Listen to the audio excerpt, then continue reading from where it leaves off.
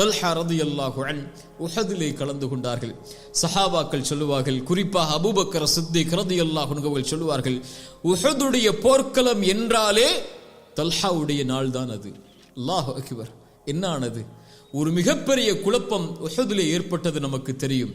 அல்லாஹுடைய தூதர் ஸல்லல்லாஹு அலைஹி வஸல்லம் அந்த குழப்பத்தால் தனிமைப்படுத்தப்படுகிறார்கள். ஒரு மலையுடைய பகுதியில் அன்சாரி தோழர்களும் முஹாஜிர்களில் இருவரும் அல்லாஹுடைய தூதரை பாதுகாக்கிறார்கள்.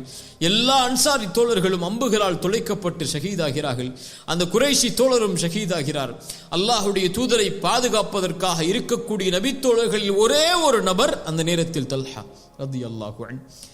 அல்லாஹுடைய தூதரை நோக்கி வரக்கூடிய அம்புகள் அனைத்தையும் தல்ஹா தன்னுடைய உடம்பால் தாங்கிக் கொள்கிறார்கள். அவர்களுடைய உடம்புகள் முழுக்க அம்பால் துளைக்கப்படுகிறது.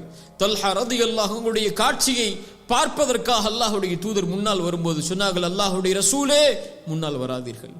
என்னுடைய நெஞ்சு இருக்கிறது உங்களுடைய நெஞ்சுக்கு பதிலாக, என்னுடைய கழுத்து இருக்கிறது உங்களுடைய கழுத்துக்கு பதிலாக என்று எல்லா ஆயுதங்களும் இழந்து தங்களுடைய உடம்பில் இருக்கக்கூடிய எல்லா பகுதிகளிலும் அம்பால் துளைக்கப்பட்டு அவர்களுடைய கரங்கள் அனைத்தும் சல்லடையாக்கப்பட்டு அல்லாஹுடைய தூதரை பாதுகாக்கிறார்கள். தல்ஹா ரலியல்லாஹு அன்ஹு. அபூபக்கர் அவர்களும் இன்னொரு தோழரும் அல்லாஹுடைய தூதரை தொலைவில் பார்த்தவர்களை நெருங்கி வரும்போது தல்ஹா அல்லாஹுடைய தூதரை பாதுகாக்க அபூபக்கர் வந்து விட்டார் என்ற உறுதியோடு கீழே விழுகிறார்கள். அல்லாஹுடைய தூதர் அவர்களுடைய இரத்தம் அவர்களுடைய முகத்தில் எல்லாம் பல் உடைக்கப்பட்டு இரத்தம் வடிகிறது.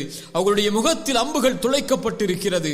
அந்த நேரத்திலும் அல்லாஹுடைய தூதர் சொன்னார்கள், தூனக்கும் அஹாக்கும், உங்கள் தோழரை பாதுகாருங்கள், தல்ஹாவை பாதுகாருங்கள், அவர் ஒன்றை கட்டாயமாக்கி கொண்டார் என்று சொன்னார்கள். அபூபக்கர் கேட்டார்கள், யா ரசூலல்லாஹ், தல்ஹா எதை கட்டாயமாக்கி கொண்டார்?